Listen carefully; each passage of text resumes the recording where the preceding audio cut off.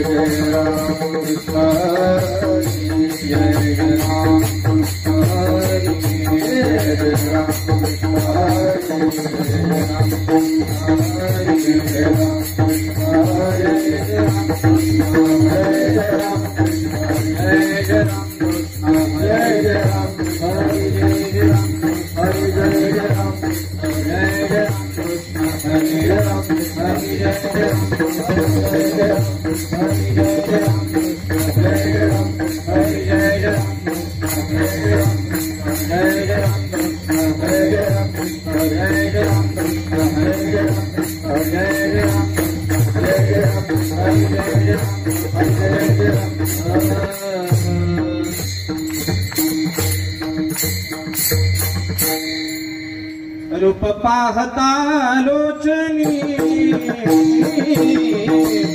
रूप पाहता लोचनी रूप पाहता लोचनी रूप पाहता लोचनी रूप पाहता लोचनी रूप पाहता लोचनी रूप पाहता लोचनी रूप पाहता लोचनी सुख झाले वो साधनी सुख झाले वो साधनी साधनी ओ विठ्ठल परमा ओ विठ्ठल परमा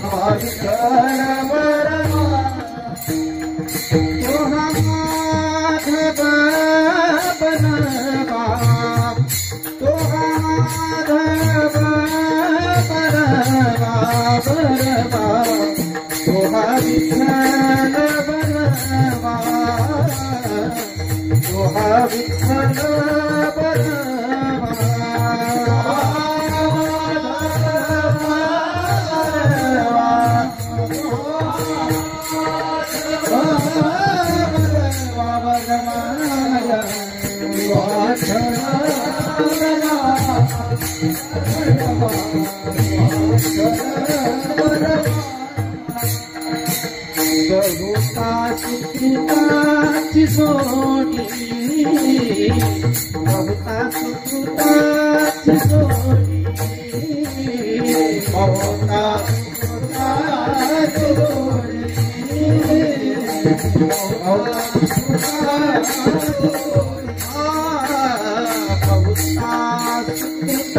सुकृताची जोडी बहुता सुकृताची जोडी बहुता सुकृताची जोडी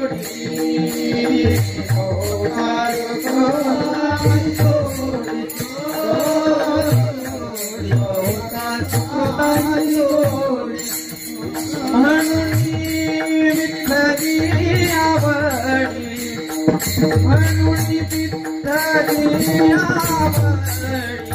आवडी सोहा विठ्ठल बलवा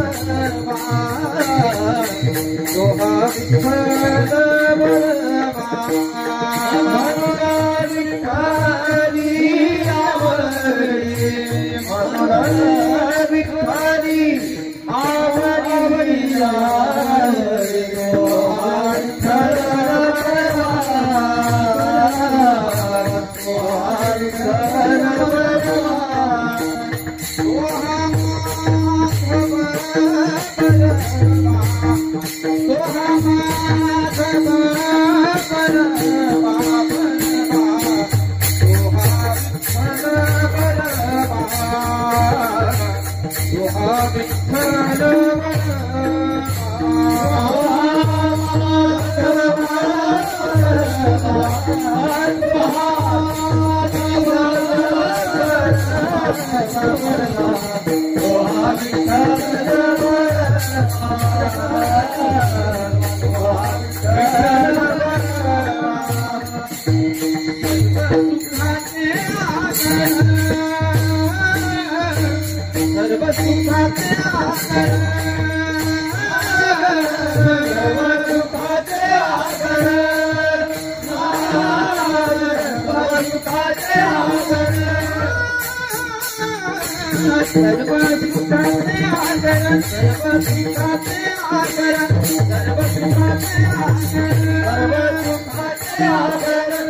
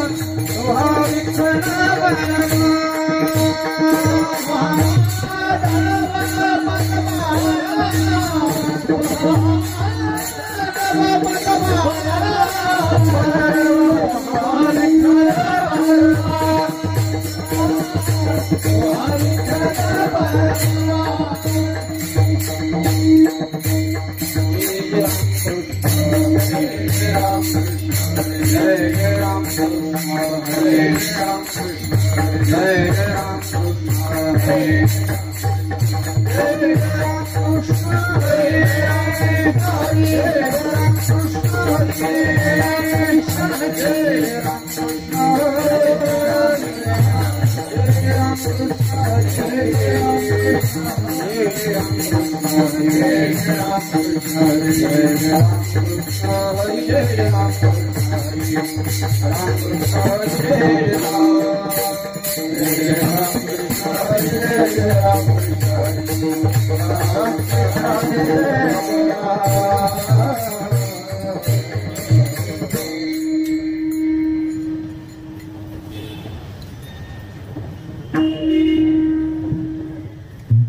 याल तरी यारी लागे अवघे माझ्या मागे मागे अवघे माझ्या मागे मागे अवघे माझ्या मागे मागे याल तरी यारी लागे अवघे माझ्या मागे मागे अवघे माझ्या मागे मागे अवघे माझ्या मागे मागे लाल तरी यारी लागे अवघे माझ्या मागे मागे अवघे माझ्या मागे मागे अवघे माझ्या मागे मागे लाल तरी यारी लागे अवघे माझ्या मागे मागे अवघे माझ्या मागे मागे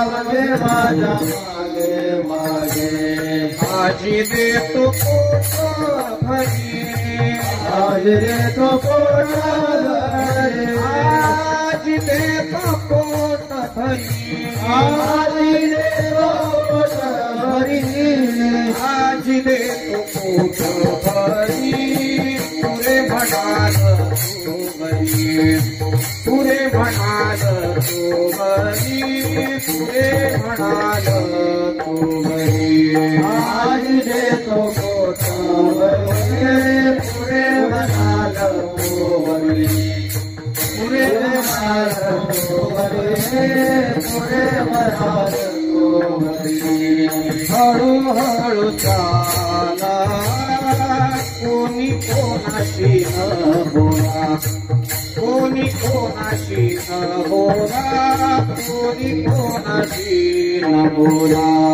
हळूहळू चाला कोणी कोणाशी न बोला कोणी कोणाशी न बोला कोणी कोणाशी न बोला आजी देतो आजी देतो पोट भरी आजी देतो पोट भरी आजी देतो पोट भरी आजी देतो पोट भरी पुरे म्हणाल तू बरी पुरे म्हणाल तू बरी पुरे म्हणाल तू बरी आजी देतो पोट भरी पुरे म्हणाल तू बरी पुरे म्हणाल तू बरी पुरे म्हणाल तू बरी तुका म्हणे सांडा काटे तेने नका भरू पोटे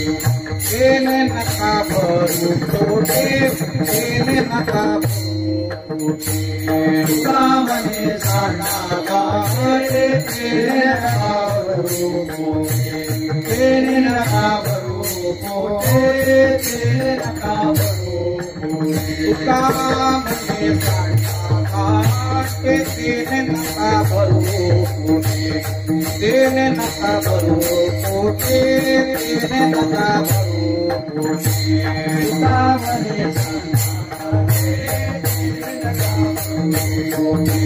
तेने नका भरू पोटे तेने नका भरू पोटे आजी देतो पोट आजी देतो पोट आजी देतो पोट भरी आजी देतो पोट भरी आजी देतो पोट भरी पुरे म्हणाल तू बरी पुरे म्हणाल तू बरी पुरे म्हणाल आजी देतो पोट भरी पुरे म्हणाल तू बरी पुरे म्हणाल पुरे म्हणाल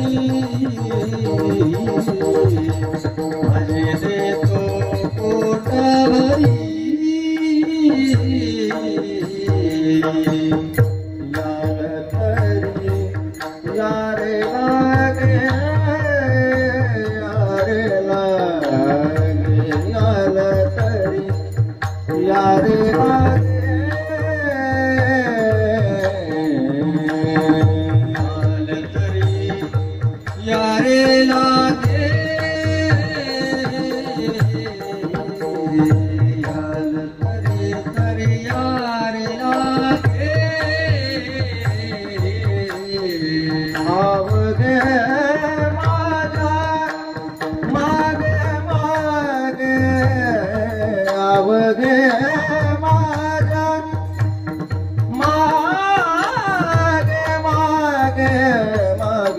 मागे आधी देतो पोट भरी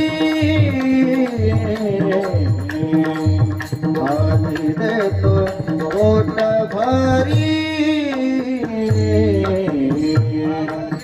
माझ्या मागे मागे अवघे माझ्या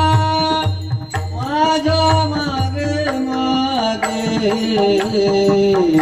आधी देतो पोट भरी आधी देतो पोट भरी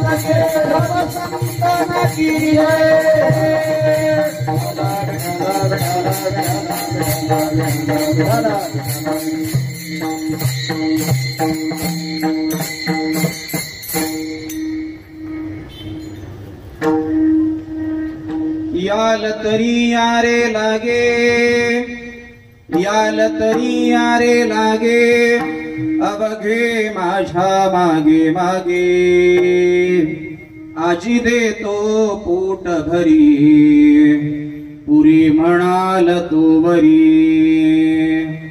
हळूहळू चाला, हळूहळू चाला, कोणी कोणाशी न बोला, आजी देतो पोट भरी, पुरी म्हणाल तू वरी. तुका म्हणे सांडा घाटे, तुका म्हणे सांडा घाटे, तेने नका भरू पोटी, आजी देतो पोट भरी, पुरी म्हणाल तू वरी. पांडुरंगा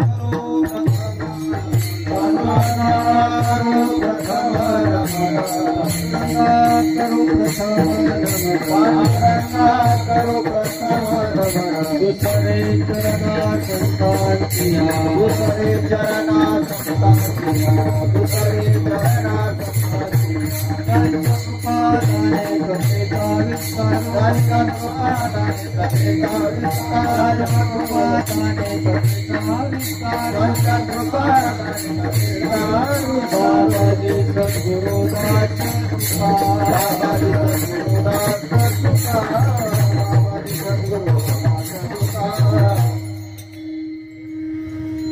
सच्चिदानंद रूपाय विश्वोत्पत्त्यादि हेतवे तापत्रय विनाशाय श्रीकृष्णाय वयं नमः. वंशी विभूषित करान्नवनीरदाभा, पीतांबरा तरुण बिंब फलाधरोष्ठा, पूर्णेन्दु सुंदर मुखातरविंद नेत्रात्, कृष्णात् परं किमपि तत्त्वमहं न जाने. अलङ्कापुरी रम्य सिंहासनस्थं पदाम्भोज तेजस्फुरदिप्रदेशं, विधीन्द्रादिदेवैः सदा स्तूयमानं, समाधिस्थमूर्तिं भजे ज्ञानदेवम्. नमो सद्गुरु तुकया ज्ञानदीपा, नमो सद्गुरु सच्चिदानंद रूपा, नमो सद्गुरु भक्त कल्याण मूर्ती, नमो सद्गुरु भास्करा पूर्ण कीर्ती. सेवेलागी सेवक झालो तुमच्या नामो,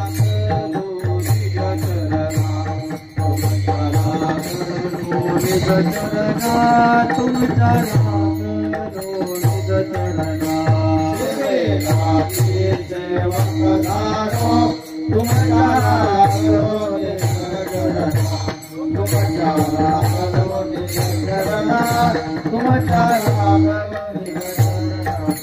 अहो स्वामी सेवा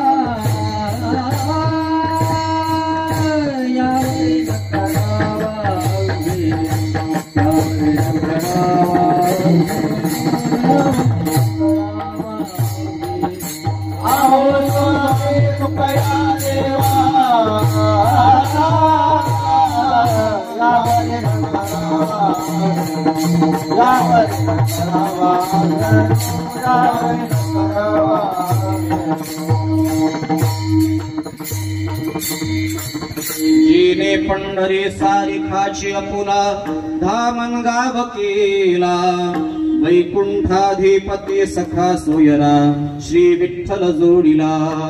जो का विरक्त विख्यात भूतळवटी, साक्षात हा बोधला, या श्री संत सद्गुरु मानकोजी चरणी साष्टांग म्यागातिला.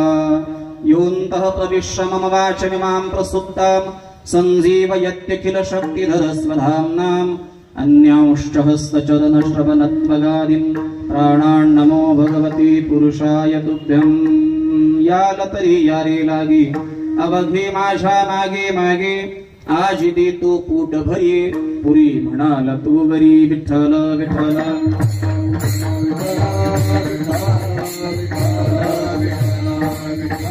कुंडली कवरला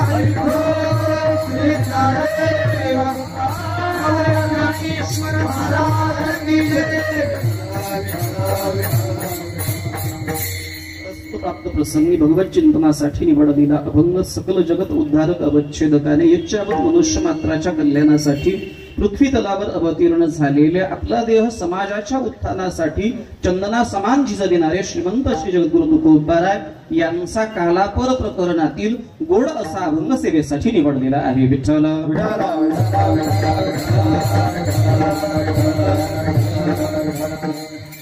थोडा बेस कमी करून थोडा आवाज द्या, ट्रबल थोडा वाढवा. हरी हरी, इको कमी केला तरी चालेल. हरी हरी, अजून थोडा आवाज द्या. हरी हरी, विठ्ठल विठ्ठल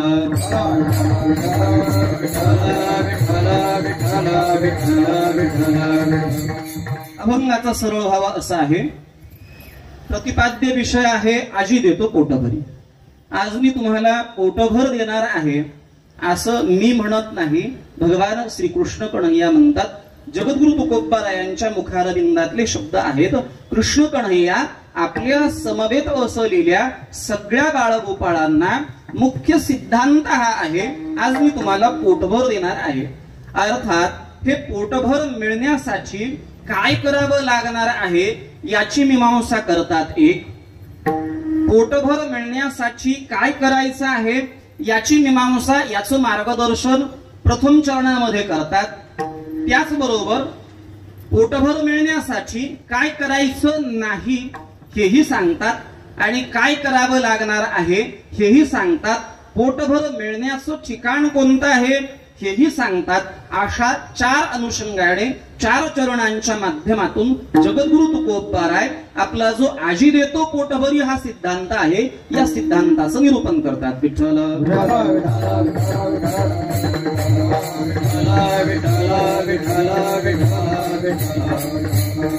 आवाहनात्मक भाषा आहे. तुम्हाला जर पाठीमागे यायचंच असेल तर माझ्या पाठीमागे या. अन्य कोणाच्या पाठीमागे जाण्यापेक्षा तुम्ही माझ्या पाठीमागे या. कन्हैया, भगवंता, आम्हाला कळलं तुझ्या पाठीमागे यायचं आहे, पण तुझ्या पाठीमागे आल्यानंतर आमचा लाभ काय होईल?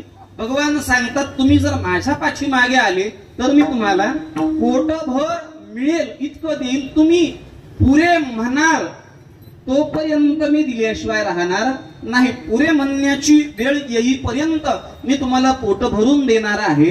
पण या अनुषंगाने तुम्हाला दोन अटींचं पालन करायचं आहे.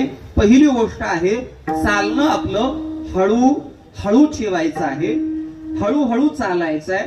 आणि नुसतं चालणं हळूहळू ठेवून चालणार नाही तर कोणी कोणाशी बोलायचं सुद्धा नाही. एकमेकांशी न बोलता हळूहळू चालत माझ्या पाठीमागे यायचं आहे. आतापर्यंत तुम्ही भरपूर गोष्टींचं सेवन केलेलं आहे, भरपूर गोष्टींची चव चाखण्याचा प्रयत्न केलाय, पण ही चव चाखून तुमचं पोट भरलेलं खरंय ना?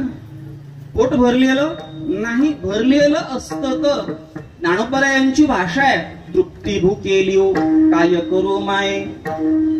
कितीही खात राहिलं, कितीही सेवन करीत राहिलं तरी तृप्तीची भावना आणि तृप्तीचा ढेकर अद्यापपर्यंत आलेला नाही. याचं कारण आहे, आपण जे सेवन करतोय ते घाटे आहेत आणि घाटे कितीही खाल्ले तरी पोट भरत नाही.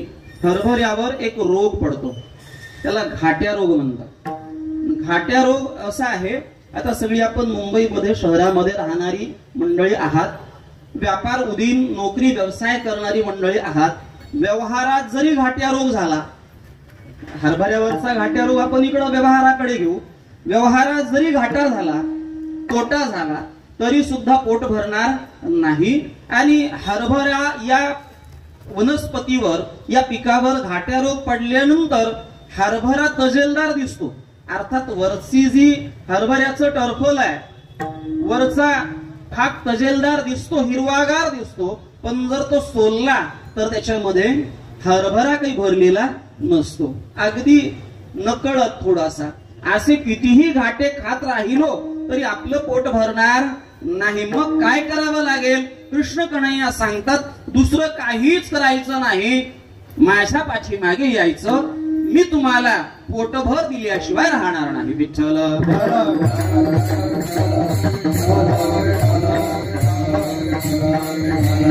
सुंदरी कमलनाथ हरी बोल श्री नारायण हरिनाथ भगवान की विठ्ठला विठ्ठला विठ्ठला.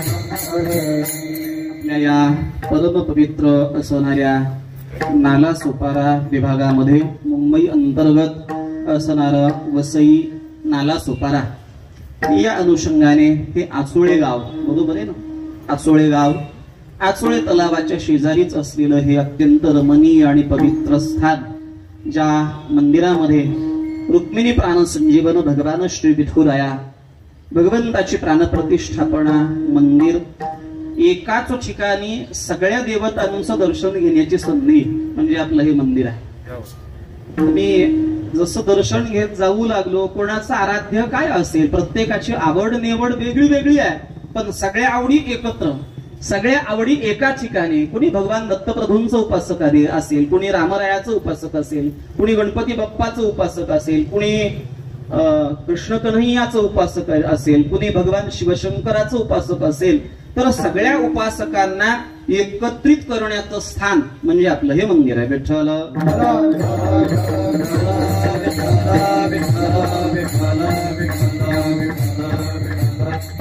मंगल भवन अमंगल हारी प्रभु सुदशरथ अजिर बिहारी सीताराम चरित अति पावन मधुर सुरस अति मन भावन. भगवान श्रीरामराया मंगलाचं भवन आहेत. जिथे गेल्यानंतर अमंगल गोष्टी सगळ्याच बाजूला जातात असं मांगल्याचं अधिष्ठान असणारं आपलं हे दैवत. या दैवतेच्या उपासनेचा इतिहास फार मोठा आहे. त्याला अनेक वर्षांची परंपरा आहे. अनेक संत महात्म्यांच्या उदार असीम अपरिमित कृपेने आपला हा भक्ती महोत्सव. खर तर गंगा सुद्धा जिथे उगम पावते, गंगोत्री यमुनोत्रीच्या ठिकाणी, तिचं स्वरूप अत्यंत लहान आहे, अगदी करंगळीच्या धारे एवढं. अगदी तसं या मंडळातील सर्व सदस्यांच्या मनामध्ये आपण हा भक्ती महोत्सव सुरू करावा याची जी भक्तिधारा होती ती सुद्धा अगदी छोटीशी होती, नाही का, अगदी छोटीशी. की रेल्वेत प्रवास करत असताना एकमेकांशी झालेलं हितगुज, याच्यातून रेल्वेत सुरू झालेला हरिपाठ, बरोबर आहे ना, रेल्वेत सुरू झालेलं भजन, आणि मग त्यातून कुठेतरी मंदिराची संकल्पना, त्याला परमादरणीय श्रद्धेय प्रातस्मरणीय सदानंदजी बाबा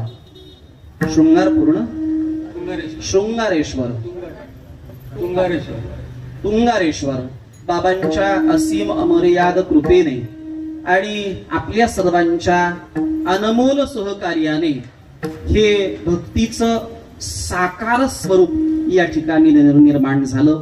तदनंतरच्या कालावधीमध्ये विश्वमाऊली ज्ञानोबाराया तुकोबाराया कुणाला प्रेरणा देतील, संत महात्मे कोणाला पाठवतील, हे काही सांगता येत नाही. आपल्या सर्वांचे लाडके आणि आपल्या सर्वांना या परमार्थ पथाचं दिग्दर्शन करणारे श्री हरिभक्तीपरायण माझे मित्र श्री आदरणीय सदानंदजी महाराज या ठिकाणी महाराजांची उपस्थिती आहे. महाराजांच्या मार्गदर्शनाने आपण सर्वजण, बरोबर ना, त्यांच्या मार्गदर्शनाने आपण हे सगळं कार्य अत्यंत दैदिप्यमान पद्धतीने चालवत आहात. या वर्षी हे 11वं वर्ष आहे, बरोबर आहे ना, हे 11वं वर्ष आहे. पुढचं रौप्य महोत्सवी वर्ष आहे. एका तपापर्यंतची वाटचाल ही तितकीशी सोपी नाही. त्यात मुंबई हे अत्यंत, म्हणजे मुंबईत नाही अशी गोष्ट तुम्हाला पाहिजे ते प्रत्येक गोष्ट मुंबईमध्ये आहे. त्यातही मनुष्य मात्राला जर माणूस म्हणून जगण्याकरिता ज्या गोष्टींची आवश्यकता आहे, पहा, शिक्षण ही माणसाच्या जीवनाची गरज आहे. शिक्षण ही माणसाच्या काळाची गरज आहे. शिक्षणाशिवाय आपल्याला काळ पुढे नेता येणार नाही. शिक्षण ही काळाची गरज आहे. पण मायबाप संस्कार ही जीवनाची गरज आहे. संस्कार नसतील तर मनुष्याचं जीवन पशुतुल्य व्हायला वेळ लागणार नाही. विठ्ठल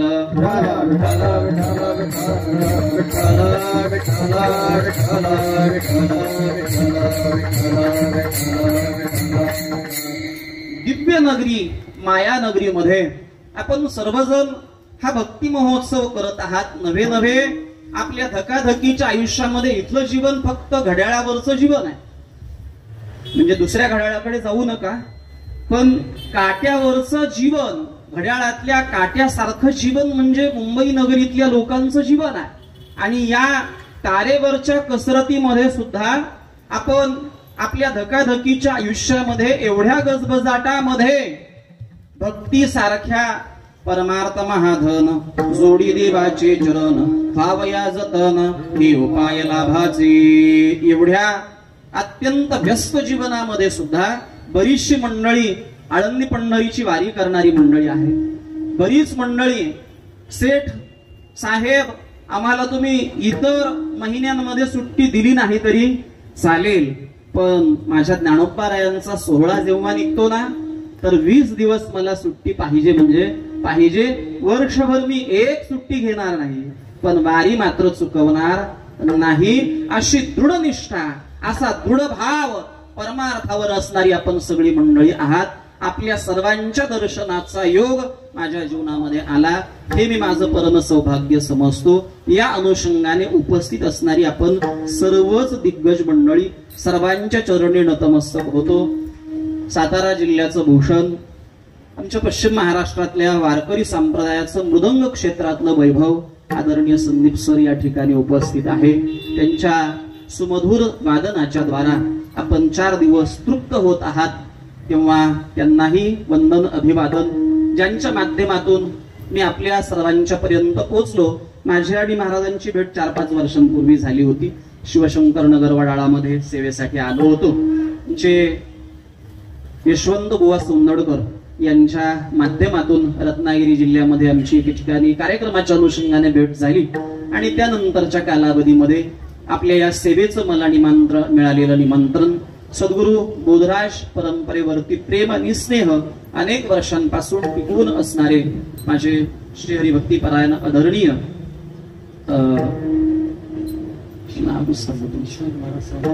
नाही आमचे गणेश बुवा राऊत हे या ठिकाणी उपस्थित आहे. माझ्या समवेत आलेले रेंगे महाराज या ठिकाणी उपस्थित आहे. विनेकरी, टाळकरी, वारकरी, माळकरी, माता भगिनी आपल्या सर्वांच्या परममंगलमयी उपस्थितीमध्ये आणि आपले नियोजित वेळेत आपण हे कीर्तन सेवा भगवत चरणी समर्पित करणार आहोत. विठ्ठल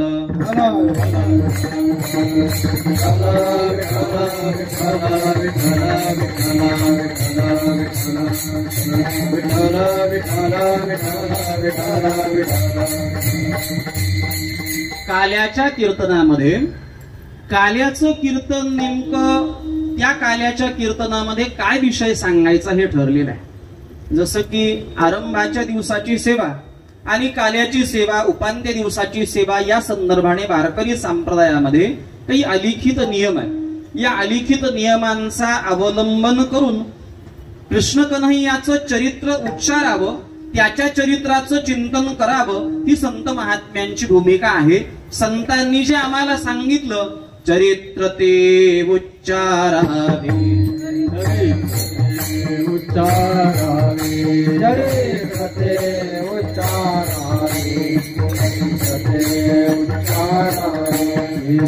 देवे गोकुळी गेले देवे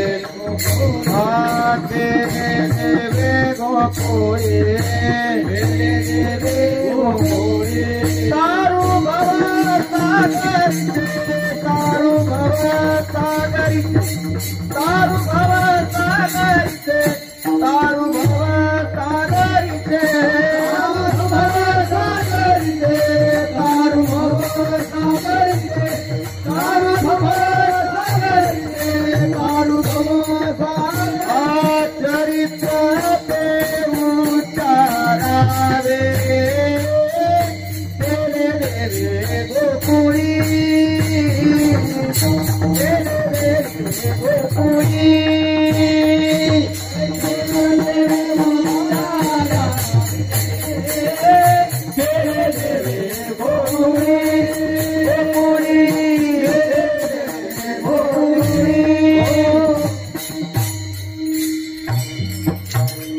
ते उच्चारावे केले देवे गोकुळी. काल्याच्या कीर्तनामध्ये भगवान कृष्ण कन्हैयाच्या चरित्राचं उच्चारण करावं असा अलिखित सिद्धांत आहे. भगवान श्रीरामरायाच्या चरित्राचा आचार आहे, रामप्रभूच्या चरित्राचं आचरण आहे आणि कृष्ण कन्हैयाच्या चरित्राचा मात्र काय आहे, केवळ उच्चार आहे. विचार करा कृष्ण कन्हैयाच्या चरित्राचा, पण त्याचा आचार करण्याचा प्रयत्न करू नका. आचरण करायला गेलो तर म्हणजे थोडं अंग मोकळं झाल्याशिवाय राहणार नाही. त्यानं जे केलं त्या सगळ्या गोष्टी आपल्याला करायला जमणार नाहीत, पण त्याच्या चरित्राचा उच्चार, त्याच्या चरित्राच्या उच्चाराने काय होईल, तुकोबाराय सांगतात, पवित्र होईन चरित्र उच्चारी. त्याच्या चरित्राचा उच्चार करणं म्हणजे या वाणीला पवित्रत्व आणणं आहे. काय कारण आहे हो, कृष्ण कन्हैयाच्या चरित्राचा विचार काल्याच्या कीर्तनामध्ये का करायचा? कारण भगवान परमात्म्याच्या अवताराची परंपरा आपण जर पाहायला गेलो तर भगवान परमात्म्याचे अनंत अवतार आहेत. अनंत अवतार घेसी कारणे कनवाळू कृपाळू दिना लागी उद्धरणे. मग इतके अनंत अवतार असताना देखील फक्त कृष्ण कन्हैयाच्या चरित्राचाच विचार का करायचा, त्याच्या चरित्राचा उच्चार का करायचा, याचं कारण आहे अवतारांमध्ये जसं की अनंत अवतार संत महात्मे सांगतात श्रीमद भागवतामध्ये भगवान कृष्ण कन्हैयाच्या किंवा भगवंताच्या 24 अवतारांच्या कथा आहेत. एकूण 24 अवतारांच्या कथा श्रीमद भागवतामध्ये आलेल्या आहेत. या 24 अवतारांमध्येही पुन्हा मुख्य 10 अवतार मांडलेले आहेत. या 10 अवतारांमध्ये पुन्हा 2 मुख्य अवतार अर्थात भगवान श्री रामराया आणि भगवान श्रीकृष्ण परमात्मा, हे 2 अवतार अत्यंत महत्वाचे आणि मुख्य आहेत. विठ्ठल